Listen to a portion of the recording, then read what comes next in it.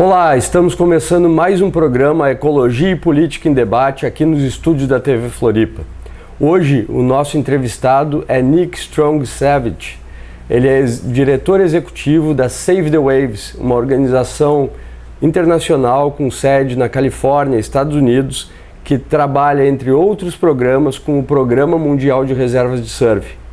Nosso programa hoje vai ser em inglês e vocês vão acompanhar as legendas aqui embaixo em português. Welcome, Nik. Bom dia. Thank you for having me. Yeah, thanks for being here at TV Floripa talking to us. Nik, please introduce yourself for the audience. Yeah, great. As you said, my name is Nik Strong Cvetich. I'm Executive Director of Save the Waves. We're an international NGO, completely focused 100% on protecting surf ecosystems around the globe. Well, nice idea of surfing ecosystems. What is a surfing ecosystem? We've actually thought about this for a very long time, and we found out there really was no category to describe what we were doing and why it's important, but I think then every surfer, every person that's been to the beach can then actually understand what it is. And the way that we define it is very simple. It's sort of three basic things. It's the place, the animals, the people.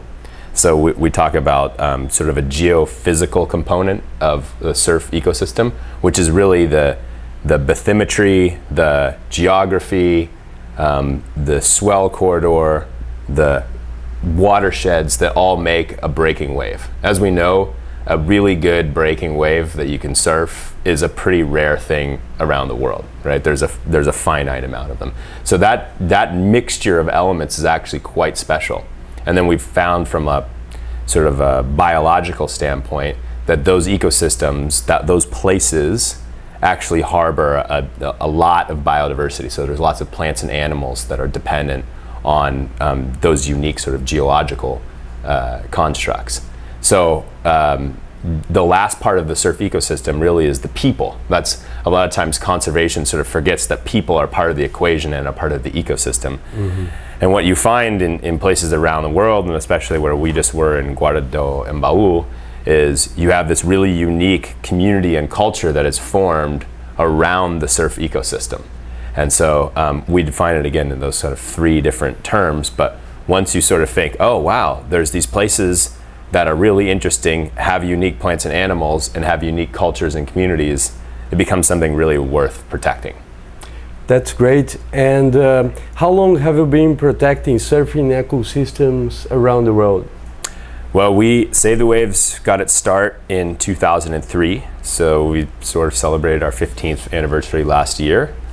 And it's been going sort of. We've always sort of had this idea at the center of what we do, and I think only recently we've really articulated it in a way that makes sense to people. So our first project and campaign, we were a little bit more of like a activist organization at the beginning, was to stop a really large project from destroying a really perfect point break and big wave spot in the island of Madeira off the coast of Portugal. Yeah. So that was the first place where we sort of got our service. So first thing you started working in Portugal, but you've been working in many places in the world. And what kind of programs? What is your strategy to protect surfing ecosystem? Yeah, so along with defining what the surf ecosystem was, we set this really big goal for ourselves. More of a sort of a movement goal, I guess. But we wanted to protect 1,000 surf ecosystems around the world. Yeah, it's a good goal. It's a pretty good goal if you think about it. You know, we did a little bit of math, and there's a couple different estimations of how many actual surfing locations there are around the world with great waves, and it's somewhere between like 3,500 and 5,000. So we figure that if we're our first big goal to protect 20% of them, that's pretty good, and I think any surfer would be supportive of that goal. So that's our big goal. The way we're going to do it is three distinct strategies. The first one is protected areas. So we use a combination of voluntary protected areas, like the World Surfing Reserves program, of which we'll talk more about, but there's 11 of those across the world right now. And then a new concept that we're developing with our partners in different regions called surf protected area networks, which is a network of legally protected areas around surf ecosystems that uses a variety of appropriate legal tools to actually protect it for the long run. We also think that just protected areas is not enough. We've talked about this before, is you can declare a protected area legally in Brazil, but then you may not have the enforcement or community buy-in that you need to actually protect that surf ecosystem. So what is the role surfers are going to play in this surfing protected areas network? I think it becomes from the support. So again, going back to our three strategies: protected areas, technology for stewardship, so being able to actually care for a place with restoration, or if you need large marine debris removal programs, or erosion control, or all these other things that can happen inside of a legally protected area but are still essential to the functioning of the ecosystem. That's another one of our strategies. And I think the last one, to answer your question, is an engaged and mobilized population. So none of those things really work unless surfers are a part of it and are motivated. And I think that's what's really unique about working with the surf community, is that we have a whole, it's more than a sport, right? It's a culture, it's a culture, way of life. It's a lifestyle. I mean, it has its own unique culture. It has its own companies. It has its own industry. It has its own travel. It has its own music.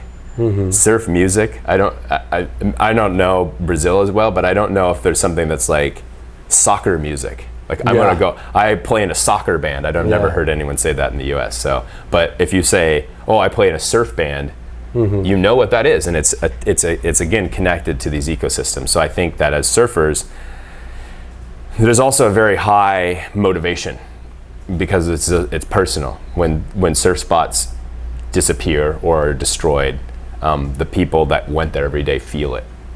When it's really polluted and you get sick, you're the first one to feel it as a surfer. Yeah, and besides that, when a surfing ecosystem is destroyed, there's a lot of bad things happening around. Even talking about economics, I know that you have a program called Surf Economics, right? Can you explain a little bit about this? Yeah, I think really the value of it is to demonstrate that it's part of the economy, and show people what portion of the economy it is. Because a lot of times politicians, if we come in and we start talking about, oh, there's these sick waves and they're going to get destroyed and all that stuff, that doesn't mean anything to politicians that don't surf, that don't understand it, don't understand the culture or the industry. And then basically the tabula rasa of the world, the common language is numbers, is money. So if you can put it into language of money, the governor can understand, the accountant can understand, the policymaker can understand that. So we try to use the value of a place of surfing by measuring how many people come there, how much money do they spend, when are they likely not to come back or spend money, what factors would influence that decision, and then we actually put a number on the value of the surfing ecosystem.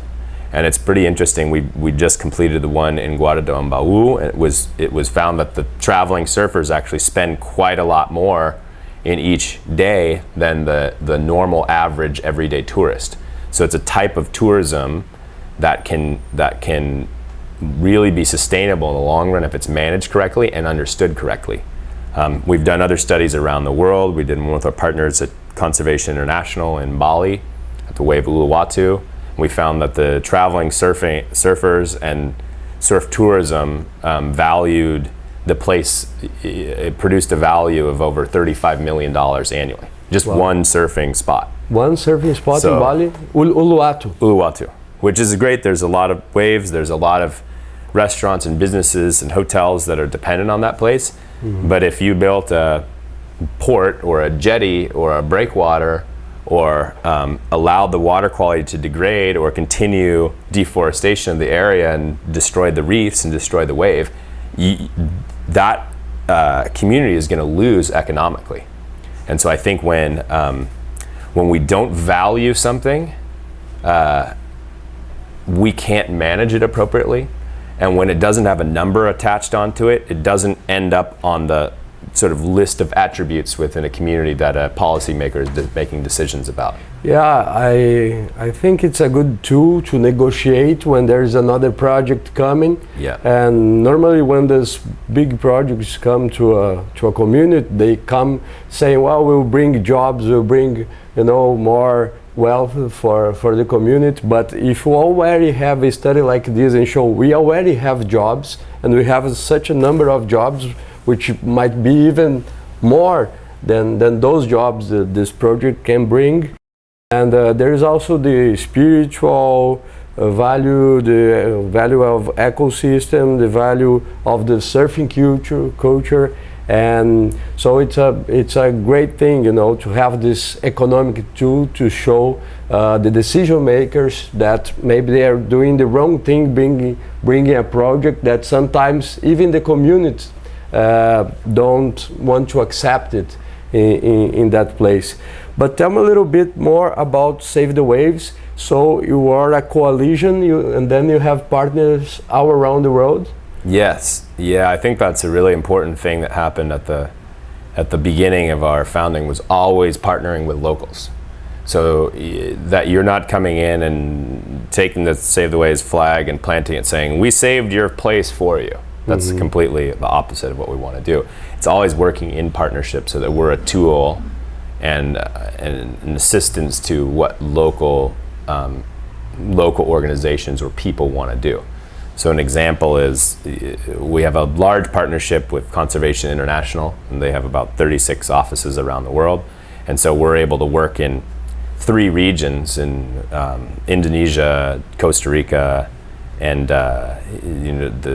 the Western Pacific, Fiji sort of area, without having to go and kind of create our own offices or recreate. So we leverage those types of partnerships to get a lot more done. And then partnerships with other local groups. We have partners in Chile with Fundación Rompientes, Fundación Punta Lobos. We have partners in Peru with SPDA, which is the Sociedad Peruana de Derecho Medioambiental, which is like the Peruvian Society for Environmental Law, which I think you work with them quite closely. Yeah. And then also working with partners like Aprender here in Brazil. So we never do anything by ourselves. We always do it as part of a partnership or a coalition. And that's, I think, what our sort of special sauce is, that no matter what we're doing, whether it's a protected area or whether it's a stewardship project to improve a place, or it's a campaign, we always assemble a coalition of sort of the right people to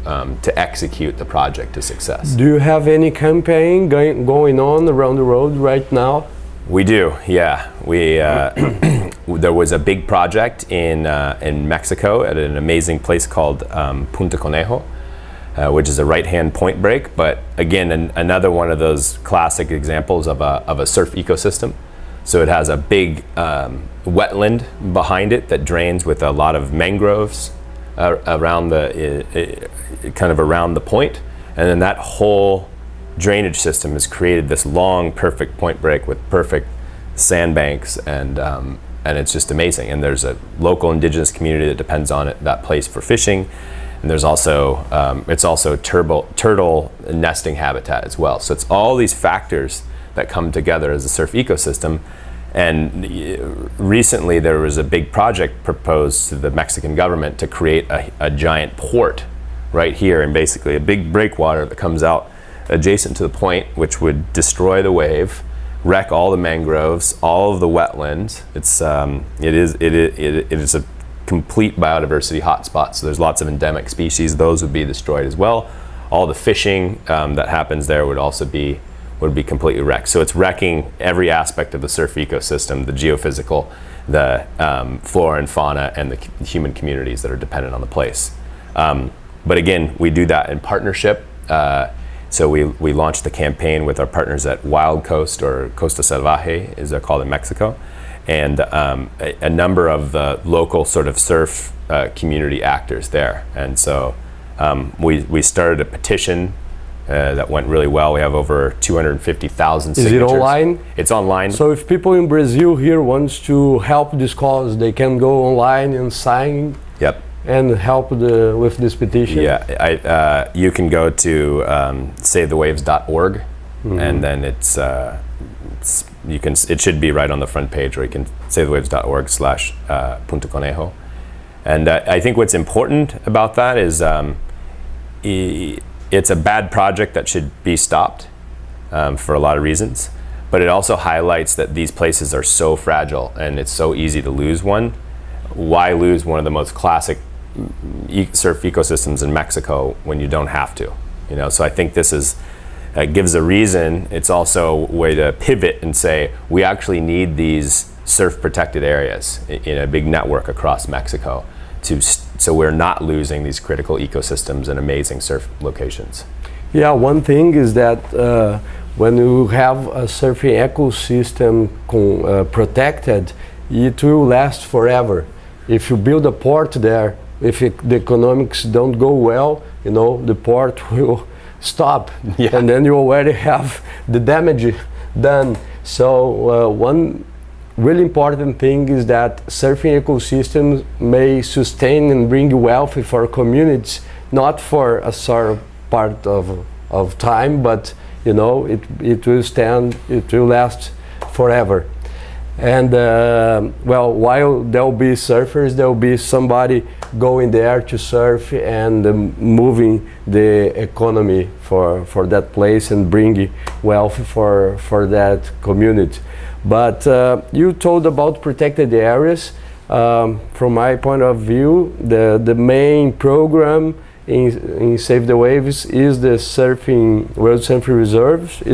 Am I right? That's the largest. It's the largest program right now, and the one that's probably most known around the world. I mean, I think probably people know about some of our campaigns, but then people know about the World Surfing Reserves. Sometimes more than Save the Waves. All right. And tell us a little bit about this program. How does it work, and what is a surfing reserve? I think everyone, when first listen to this idea of surfing reserves, asks themselves, well, what is a surfing reserve? Can you explain for us? Yeah, the surfing reserve is sort of the network of World Surfing Reserves is really a collection of the world's sort of most amazing surf ecosystems, and it's the quality of the surf. They're selected each year based on the quality of the surf, the environmental characteristics of the place, the surf, the culture and local culture and surf history that's in the place, and then the capacity and local support. And all four of those are very important, but that's how we select them. So it's always a collection of sort of a ranking of those aspects. Each year we have a selection process. So we have about a 20-person vision council that represents about 13 countries. And so each of these places is voted on, and then we sort of pick the one that's at the very top of the vote. And so with that, we work really closely with the applicant community, and once they're accepted and approved, then we work to build a coalition within that community, and that's usually made up of the surf community, local government, the environmental community or NGOs that are there, the local business, and then academia. That's sort of they differ a little bit place to place, but we work with the local applicant to create that what we call local stewardship council, and that's really the board of directors of the reserve. And then we work to create the outline of the reserve, sort of politically and ecologically, and then continue to work together on a process we call the stewardship plan, which is identifying what all of the goals are of the reserve, what all of the threats are that are threatening that surf ecosystem. It's like a management plan. It's like a management plan, yeah. And so we make a conceptual model of all the issues that are happening in that region. Sometimes it can be multiple surf ecosystems or multiple waves within a reserve. Generally, on average, there's about 7 per reserve. So where I'm from in Santa Cruz is a World Surfing Reserve, and we have 26 waves. So there's a lot of waves in one little place. So, but it's a large area, or it's just a short pretty small area. We found that when it's too big, it's hard to manage if it has multiple jurisdictions. So if there's two municipalities, or goes for more than one region or more than one state, it becomes difficult to manage, because then you have to make sure all the governments agree, and they don't always do that so well. So they generally end up being relatively small but high profile places like Guarda do Ambaú.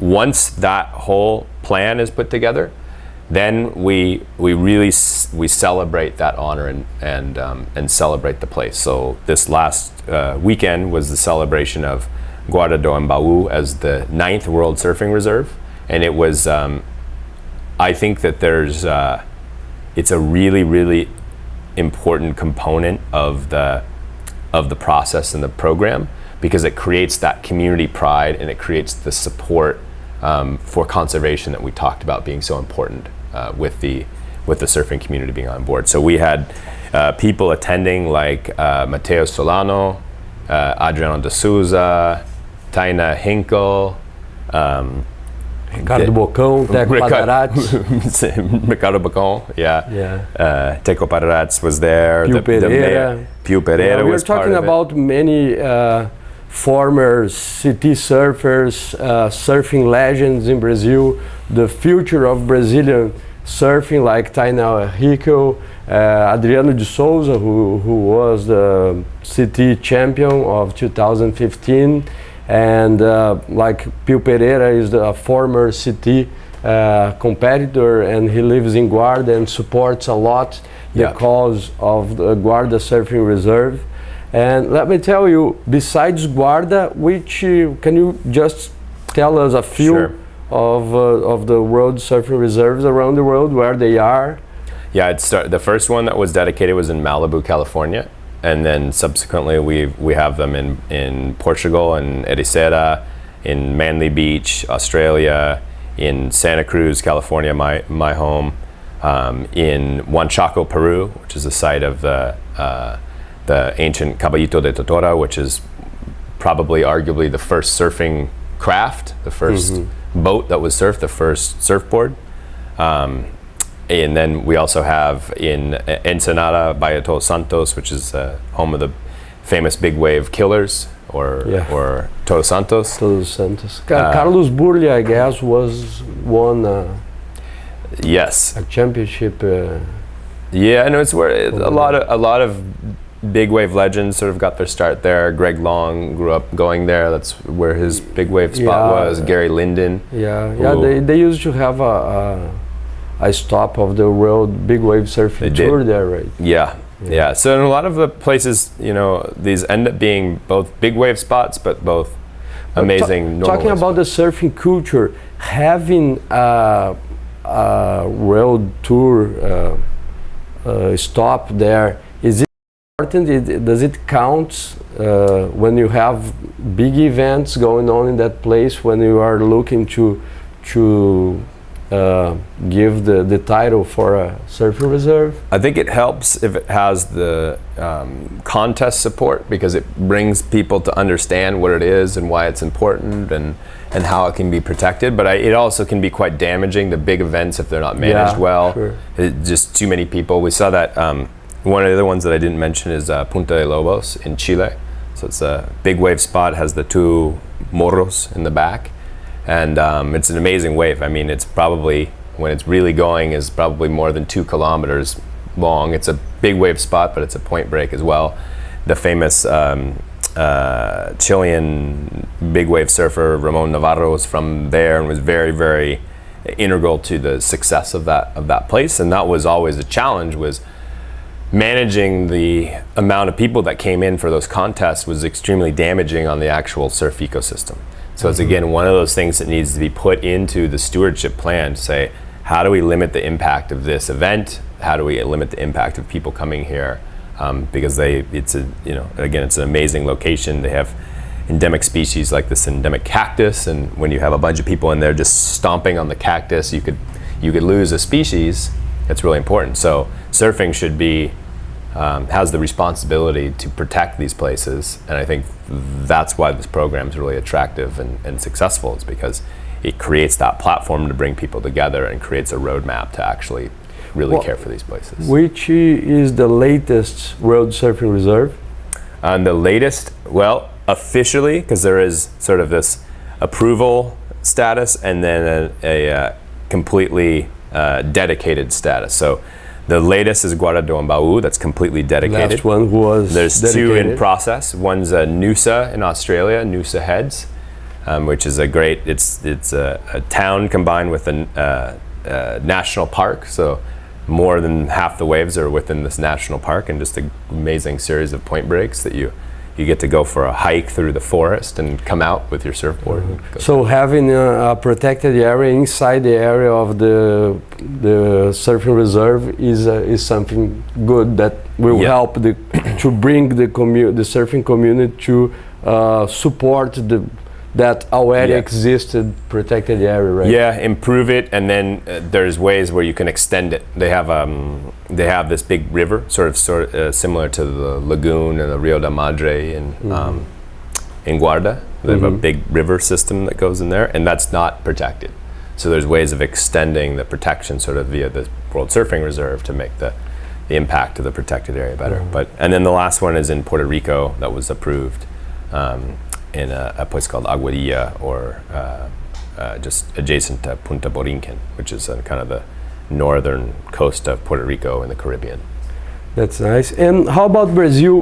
Besides Guarda, any other place in Brazil has been applied? Besides, I know that Floripa is. There's been a lot of application. I think Guarda really was, everybody was looking at Guarda and saying, oh, they got the World Surfing, we want to be a World Surfing Reserve too. And I think that's always challenging because, and maybe one great parts of the program is we have more demand than the supply. So we only do one per year because we want to make sure we do it well and we give that community the attention that they deserve and need and make the project successful.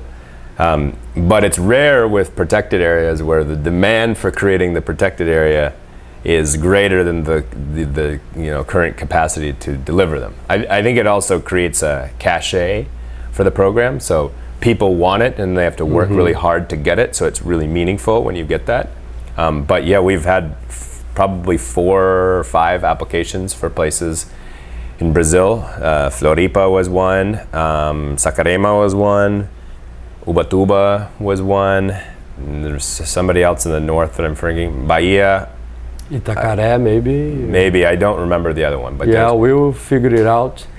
Well, we've been talking about this. That's why one of the reasons our organization, along with EcoSurf and other partners in Brazil, we are working to establish here a national program of natural surfing reserves for Brazil. What do you think about this? I think we completely support it, and I think it's actually it's sort of part of the strategy that we're working on too. Is if we create a World Surfing Reserve in one place, and it generates a lot of other demand for protecting these places across Brazil, we want to make sure, or other countries, we want to make sure there's a mechanism to be able to follow up to protect all those places where the communities want to protect their resources. So we would love to work with you guys and help in whatever way we can to really unroll it and help all of us get to that big goal of 1,000 surf ecosystems, because we can't do it alone. So Sure. Yeah, you are welcome here to work with us. We will improve. And we hope the national surfing reserves in Brazil will also be part of a global community, because if we are all connected, we have more power to surfing, to protect surfing ecosystems. And Nik, we are finishing our program here. Once again, it was great to have you here, great to have Trent Hodges, the Surfing Reserves Program Manager here in Brazil too. It was a pleasure to be with you in Guarda. You guys have been doing a great work. We are very proud that Guarda is one of the World Surfing Reserves. And I'll let the word with you just to say some few last words in this program for our audience. No, I just have to say muito obrigado na comunidade do Guarda do Baú. They're amazing, and we just feel very fortunate to have the opportunity to work with everyone there, and they really are an example for the rest of the World Surfing Reserves, and hopefully for the National Surfing Reserve Program in Brazil, of how to engage as a community and protect really what's most important to us. And more than that, thank you for having us on here with the show, and just thank you for all of your work for years and years and years of protecting the surf of Brazil and just the coastal resources that you guys have, because it's amazing here. So, thank you very much, Nick. Yeah. I wish you a safe trip back home. And programa Ecologia e Política em Debate volta a semana que vem com apoio da Fundação Bol, uma realização do Instituto Aprender Ecologia, aqui nos estúdios da TV Floripa, em Florianópolis, Santa Catarina, Brasil. Até lá!